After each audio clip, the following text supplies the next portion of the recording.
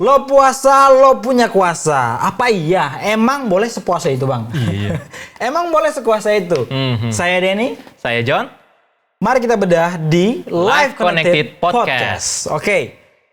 Well, kita sering kali memahami kalau puasa itu waktu dimana kita menahan makan, menahan minum, sehingga kita menjalani puasa dengan cara demikian. Dan selama berpuasa, kita orang-orang Kristen biasanya mengisi waktu-waktu kita dengan membaca firman, berdoa, membaca renungan, supaya kita mengalami pertumbuhan rohani. Alkitab sebenarnya melihat puasa bukan sebagai kewajiban, melainkan sebagai sebuah pilihan yang kita ambil keputusan diri sendiri untuk kita sukarela berpuasa. Ya. Nah, jadi tujuannya adalah untuk menundukkan diri kita kepada Tuhan dan bergantung kepada seluruh kehendak-Nya dan membangun komitmen kita untuk mencari kehendak-kehendak Tuhan. Puasa juga menjadi sarana mencari kehendak Allah di dalam kehidupan kita.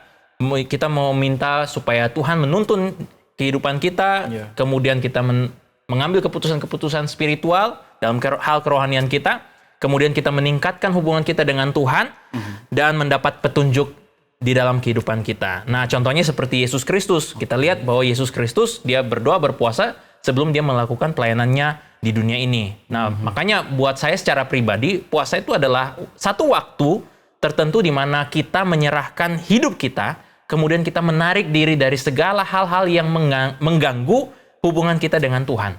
Dalam hal kita mencari kehendak Tuhan. Oke. Menarik banget nih semuanya. Ya, Bang John juga ya. Tema berpuasa ini kita perlu bahas lebih dalam lagi kayaknya ya. Sebenarnya aku sendiri mau nanya nih, ya mungkin mewakili teman-teman yang lain yang sebenarnya selama ini bertanya-tanya, apa sih puasa itu? Oke. Lebih banyak lagi kita mau mengupas hari ini tentang doa puasa. Oke. Aku sendiri secara pribadi ya Bang, ada beberapa pertanyaan yang pengen aku sampaikan nih, yang pengen aku tanyain. Ya supaya mungkin Bang John bisa jelasin ke kita, ke teman-teman semua, supaya kita paham dan bisa lakuin puasa itu dengan pengertian yang jelas. Oke. Nah teman-teman, jangan lupa ya like, follow, dan subscribe, serta share podcast ini ke teman-teman yang lain, supaya kita semua bisa sama-sama belajar tentang puasa ataupun pembahasan lain tentang Christianity. Oke. Kita masuk ya ke pertanyaan pertama mengenai puasa. Bang John, boleh nggak sih jelasin ke kita detail puasa itu ada apa aja dan harus ngapain aja kira-kira? Mungkin banyak di antara kita yang nggak tahu kalau rupanya puasa itu adalah bagian dari disiplin rohani kita. Nah, dan tujuan disiplin rohani adalah untuk kita mengalami pertumbuhan kerohanian. Nah, kita ingat ya kalau di Alkitab kita lihat, kita baca bahwa Yesus Kristus juga menjalani puasa selama 40 hari 40 malam di padang gurun sebelum dia dicobai oleh iblis. Lalu kita juga lihat kalau di dalam Kisah Para Rasul, jemaat-jemaat mula-mula itu mereka biasa kok melakukan puasa. Itu hal yang lumrah yang biasa yang mereka lakukan pada zaman itu. Lalu kalau kita menarik lagi mundur ke zaman Perjanjian Lama, kita bisa melihat bahwa bangsa Israel juga diberi perintah untuk menjalani puasa pada hari-hari tertentu. Biasa itu setiap tahun mereka melakukan puasa itu di hari raya pendamaian. Oke Bang, sebenarnya puasa itu ya merupakan salah satu bentuk disiplin iman kan, seperti yang tadi udah di-spill dikit. Yang pastinya ya membuat kita itu bisa memahami nih tentang maksud Tuhan. Ada mungkin juga yang di tokoh-tokoh kita melakukan puasa ya, seperti Tuhan Yesus mungkin atau tokoh-tokoh Alkitab yang lain. Tapi kalau kita mau tarik nih ya Bang ke zaman sekarang atau zaman milenial ini ya, banyak orang-orang tuh yang udah tahu tapi kayaknya sulit banget buat berpuasa, atau mungkin nggak tahu apa tujuannya berpuasa, manfaatnya apa, sehingga sulit buat lakuin puasa Bang. Mungkin beberapa yang lain juga dipaksa ya, dipaksa buat ayo puasa katanya. Kalau nggak puasa mungkin nggak diberkati. Mungkin ada yang seperti itu, sampai-sampai ada yang jalanin puasa itu dengan tertekan, ada yang monoton, ada yang ngelakuin mungkin sebagai rutinitas, yang pada akhirnya kalau sebagai rutinitas pasti capek, lelah juga ya. Iya. Nah itu mungkin karena mereka lakukan tanpa gairah, tanpa sukacita. Kok bisa ya? Nah itu karena mereka belum tahu arah tujuannya kemana. Sebenarnya puasa itu memiliki tujuan. Kalau sama seperti disiplin-disiplin rohani lainnya, puasa memiliki tujuan yang utama itu adalah untuk melatih hidup kita beribadah kepada Tuhan. Itu tujuan utama. Sama seperti kalau di dalam Roma 8 ayat 29 berkata bahwa setiap kita yang sudah ditebus oleh Allah ditetapkan dari semula untuk menjadi serupa dengan gambaran anaknya. Maka satu-satunya jalan untuk kita bisa menuju kedewasaan karakter adalah melalui disiplin rohani. Nggak ada cara lain. Nah makanya, tapi kita mesti camkan baik-baik bahwa kedewasaan rohani, transformasi yang dalam diri kita, kemudian kesucian yang kita peroleh, itu bukan semata-mata karena kita melakukan disiplin rohani loh. Bukan. Tapi itu hanya berdasarkan anugerah kasih karunia Tuhan yang Tuhan berikan kepada kita. Sehingga kita bisa menerima kesucian, transformasi, perubahan hidup, perilaku melalui disiplin-disiplin rohani yang kita lakukan. Nah, tanggung jawab kita adalah kita menggunakan sarana-sarana itu, sarana-sarana disiplin rohani itu termasuk berpuasa, untuk kita bisa menerima anugerah keselamatan dan juga menerima pertumbuhan kerohanian yang Tuhan sudah anugerahkan kepada kita. Nah, seperti itu. Oke. Bang John, jadi kira-kira dari pembahasan ini ya, berpuasa itu wajib nggak sih buat kita sebagai orang percaya ya, sebagai anak Tuhan, wajib nggak sih? Oke, memang tidak ada di dalam Alkitab ayat yang jelas mengatakan bahwa kita wajib untuk berpuasa. Tetapi kalau kita lihat dari pernyataan Tuhan Yesus Kristus dalam Matius 19 ayat 14-15 berkata bahwa pada saat mempelai laki-laki itu diangkat, ditarik dari mereka ketika Yesus Kristus terangkat naik ke surga, nah pada saat itulah orang-orang percaya, para murid itu mulai berpuasa. Nah, itu waktunya kapan? Waktunya sekarang. Mulai dari saat ini sampai Tuhan Yesus datang kali yang kedua, kita berpuasa. Untuk apa? Supaya kita terus melatih kehidupan kerohanian kita seperti yang Tuhan Yesus Kristus kehendaki. Memang ya, puasa itu bukan sebuah kewajiban yang legalistik. Artinya kalau tidak berpuasa maka terkutuk. Enggak juga ya. Iya, enggak lah seperti itu. Tetapi yang Tuhan inginkan lewat berpuasa disiplin rohani ini adalah supaya kita membangun kehidupan yang seperti yang Tuhan kehendaki, membangun kehidupan yang lebih saleh, mencurahkan kehidupan kita semua melalui disiplin rohani berpuasa. Kita belajar memiliki hidup menjadi orang Kristen yang sebenarnya. Kemudian kita juga memiliki hidup yang lebih hemat, lebih cermat, kemudian tidak berlebihan. Sehingga sepanjang kehidupan kita menjadi saksi akan makna puasa yang lebih luas yang nanti kita akan bahas lebih dalam lagi. Wah, John ini sih dari pembahasan Bang John yang udah disampaikan ke kita nih. Ini menarik banget nggak sih? Dan menurut gua ya Bang, ini clear banget. Tapi kayaknya ada hal-hal yang kayaknya perlu dijelasin lagi nih secara teknis puasa itu gimana sih Bang? Atau dalam Alkitab nih ada beberapa macam jenis puasa yang mungkin Bang John bisa share ke kita ya, ke teman-teman juga biar kita lebih paham, lebih punya gambaran yang lebih luas tentang puasa itu Bang. Nah, awalnya kita lihat dulu ya bahwa puasa itu bisa ditinjau dari dua segi ya. Segi yang pertama kita lihat dari jenis pantangannya. Kalau kita lihat dari jenis pantangannya, puasa itu terbagi atas 3 bagian. Ya, yang pertama puasa normal atau puasa biasa. Gimana tuh? Nah, puasa normal ini adalah ketika kita berpuasa tidak mengkonsumsi makanan, baik makanan padat maupun makanan cair, tetapi kita masih boleh minum air. Nah, puasa jenis kayak gini nih bisa kita temui contohnya puasanya Yesus Kristus. Nah, dia berpuasa tidak berpantang air, tetapi dia puasa makanan. Nah, seperti itu. Kemudian yang kedua ada puasa sebagian atau puasa setengah ya. Puasa sebagian itu adalah pembatasan jenis makanan tertentu atau minuman tertentu. Contohnya seperti kisah Daniel dan teman-temannya yang berpuasa. Mereka berpantangan untuk makanan-makanan daging gitu ya. Lalu minum anggur mereka pantang gitu ya. Tapi mereka cuma makan sayur dan juga minum air putih. Itu puasa sebagian. Puasa sebagiannya. Nah, lalu yang ketiga ada puasa total. Nah, puasa total itu ada juga yang bilang ini puasa ekstrim ya. Itu puasa yang sama sekali tidak konsumsi makanan dan tidak minum air. Wah, ini puasa berat ya. Nah, ini contoh yang kita bisa lihat itu ada di puasa yang dijalankan oleh Ezra. Ezra ketika itu dia sedih sekali karena orang Israel tidak setia kepada Tuhan selama mereka ada di tanah pembuangan. Sehingga dia mengambil puasa dan dia berdoa selama beberapa hari tanpa makan dan tanpa minum. Kemudian kita bisa lihat juga kisah Esther.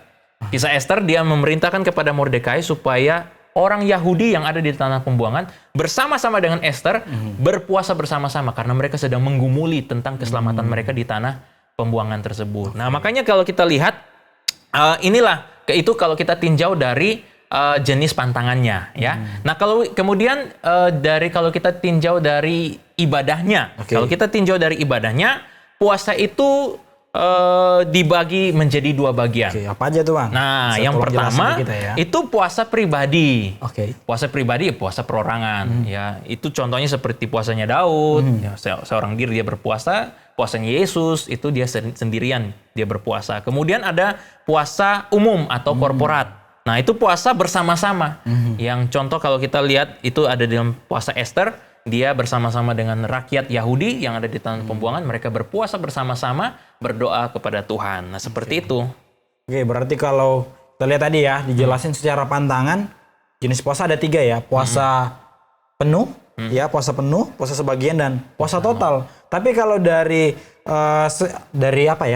ibadahnya, puasa itu ada 2 rupanya, guys. Ada yang puasa umum, ya, atau yang dilakukan secara bersama-sama, dan puasa personal. Oke. Nah, kita juga jangan lupa nih, guys, kita juga bakal ada puasa umum nih bentar lagi ya di GSJ Batu Tulis. Tanggal berapa, Bang? Tanggal 14 Agustus sampai 22 September 2023. Nah, kita akan adakan puasa umum mulai dari tanggal 14 Agustus ya sampai tanggal 22 September di GSJ Batu Tulis. Yuk teman-teman semuanya, kita undang nih biar kita bisa join bareng-bareng, puasa bareng-bareng, kita belajar sama-sama di sini dan kita praktikan sama-sama di puasa yang akan dilakukan bersama-sama nanti.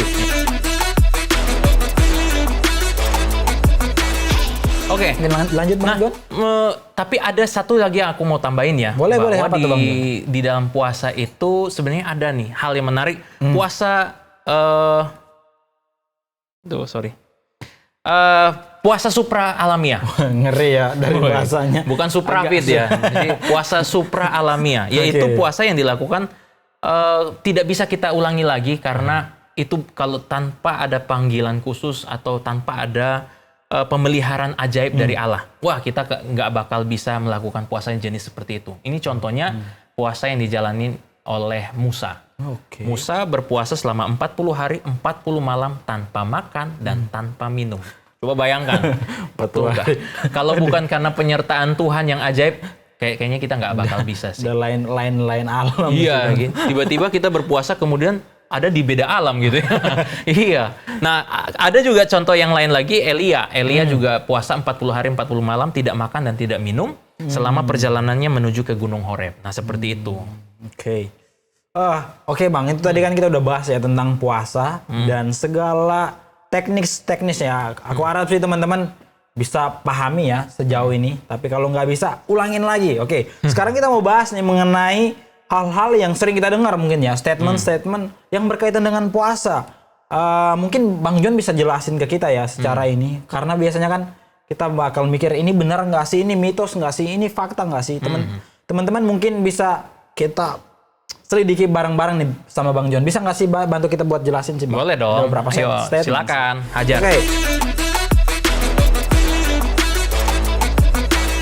Yang pertama nih guys, teman-teman juga mungkin ya sering dengar ya. Puasa itu dilakukan supaya mogok makan doang. Nggak makan ya, dilakukan supaya teman-teman mungkin atau orang-orang di luar sana ada yang biar badannya itu bisa proporsional, bisa six pack, atau mungkin dijalankan supaya sebagai program diet sih Bang. Nah, kira-kira menurut pemahaman teologi Kristen atau dari perspektif Alkitab ini Bang John ya. Apakah itu mitos atau fakta? Gimana nih menurut Bang John? Kalau ini sih pastinya mitos ya teman-teman. Ini mitos ya. Tolong. Jadi sebenarnya tujuan puasa bukan yang kayak gini nih. Gimana tuh Bang? Iya, biasanya orang yang ngomong kalau wah ya udahlah. Ini biasanya orang yang terpaksa berpuasa nih. Biasanya ya. Ngeri. Iya, jadi dia sudah dipaksa untuk ikut berpuasa. Jadi dia menghibur hatinya sehingga dia bilang ya udahlah. Anggap aja ini sekalian seperti program diet gitu ya. Mana tahu setelah 40 hari jalani puasa bersama-sama dengan GSJ Batu Tulis, badannya jadi langsing gitu ya. Jadi lebih sehat. Kemudian tiba-tiba six pack gitu ya dari OPEC gitu ya. Bisa jadi. Iya, bisa jadi tapi sebenarnya bukan ya. Tapi ini tujuan berpuasa bukan seperti itu. Nah, orang yang berpikir seperti ini, kita kayaknya agak kabur nih antara puasa dengan diet nih. Kita mesti bedakan ya antara puasa dengan diet. Diet itu bukan tidak makan, teman-teman. Diet itu adalah kita mengatur pola makan juga mengatur mindset kita tentang bagaimana memenuhi kebutuhan makanan kita. Nutrisinya kita hitung dan sebagainya. Dan selain daripada itu, diet bukan cuma ngitung makanan aja atau mengatur pola makan kita aja, tetapi juga kita diimbangi dengan kehidupan atau melatih fisik kita. Makanya orang pergi ke gym dan sebagainya. Kita kok jadi bahas diet ya?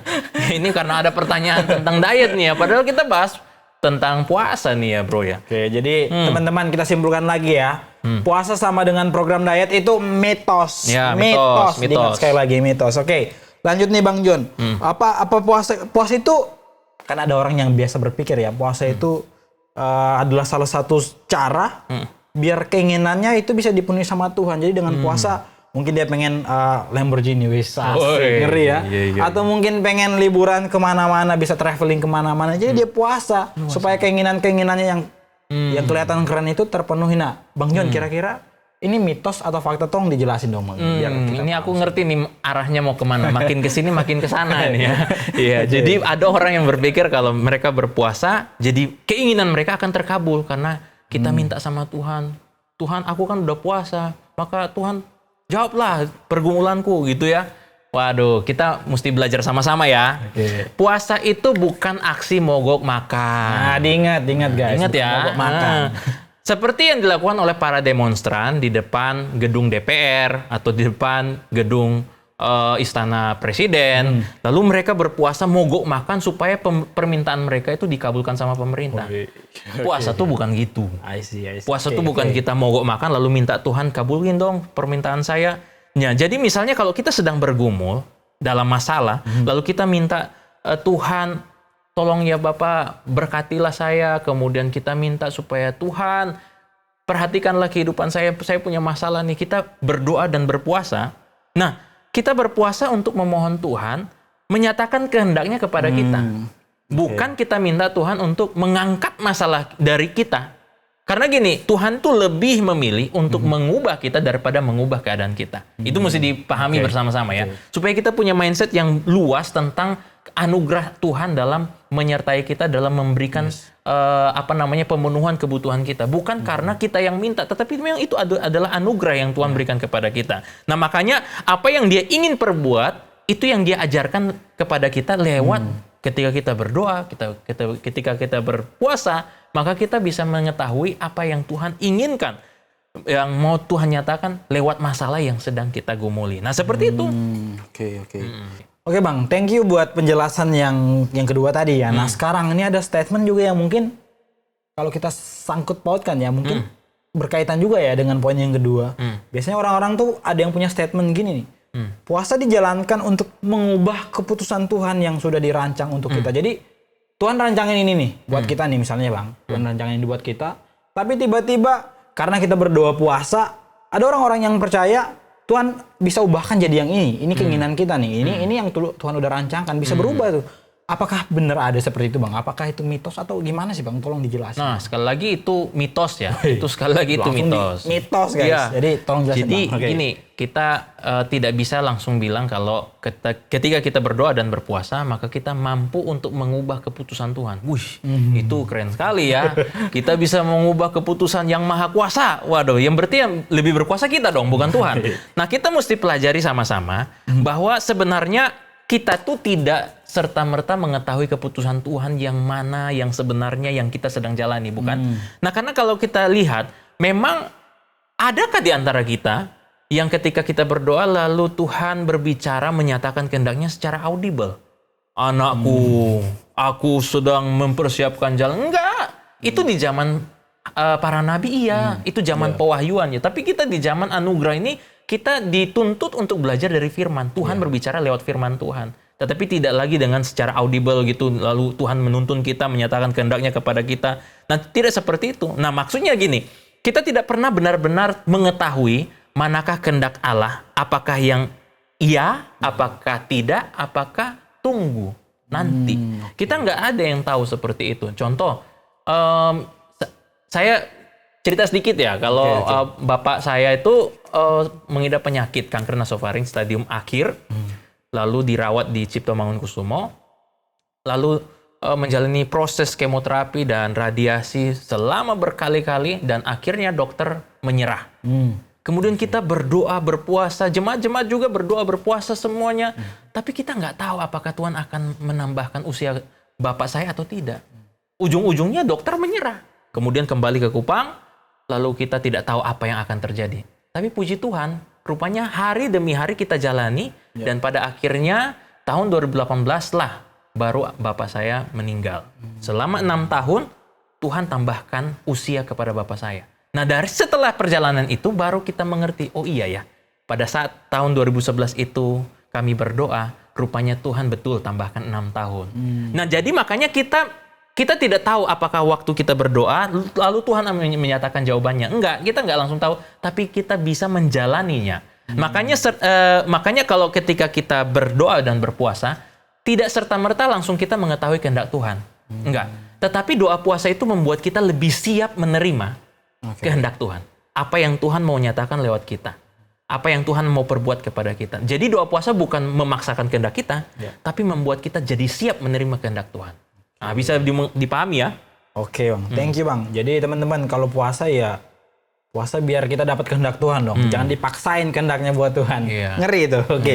Tapi Bang, ada satu kejadian juga sih yang cukup menarik sih ya di perjanjian lama ini mengenai Yunus dan Niniwe ya. Kalau kita mau baca kisahnya kan kita lihat Tuhan kayak udah menetapkan nih bangsa Niniwe harus dihukum karena perbuatan jahat mereka. Tapi setelah mereka berpuasa, Tuhan kan nggak jadi menghukum mereka ya kan. Ada orang-orang yang berpikiran kalau Tuhan itu labil di sini. Itu gimana sih menurut Bang John? Nah, kita lihat pertama-tama kita lihat dulu bahwa bahwa bangsa Niniwe pada saat itu mereka berdoa dan berpuasa untuk tujuan keselamatan mereka. Ketika mereka mendengar bahwa mereka akan dibinasakan oleh Tuhan, menerima hukuman oleh Tuhan, maka mereka berbalik, bertobat kepada Tuhan. Nah, kita bisa lihat bahwa bangsa Niniwe mereka berdoa berpuasa demi keselamatan mereka. Jadi kita bisa belajar dari situ bahwa doa puasa bukan kita jalankan untuk sesuatu hal-hal yang receh. Apalagi kayak permohonan-permohonan kita yang sangat simpel dan sederhana untuk hal-hal yang sangat duniawi gitu. Misal kayak kita minta Lamborghini lalu kita doa puasa, kita minta supaya dapat rumah yang besar lalu kita doa puasa, bukan. Tetapi doa puasa kita jalani adalah untuk kita semakin mengerti kehendak Tuhan. Kita semakin lebih memahami apa yang Tuhan mau nyatakan kepada kita. Dan fokus doa dan puasa, nanti kita akan lihat sampai ke sana juga bahwa rupanya itu membawa kita kepada perenungan yang lebih dalam bahwa betul ya Tuhan, kami ini orang-orang yang berdosa. Kami hanya menerima hidup saja itu sudah anugerah. Jadi kita bersyukur dan kita menikmati anugerah Tuhan yang begitu besar kepada kita dan kita berterima kasih lewat kehidupan disiplin rohani kita. Nah, seperti itu. Oke Bang John, ya thank you. Ini pembahasannya dalam banget ya buat kita semua. Jadi teman-teman, kalau mungkin kita mau simpulkan ya Bang John. Bang John bisa simpulkan sesuatu nggak sih buat kita tentang pembahasan mengenai puasa hari ini? Oke, kalau kita lihat sama-sama ya bahwa tujuan utama dari berpuasa adalah untuk melatih kehidupan beribadah kita kepada Tuhan.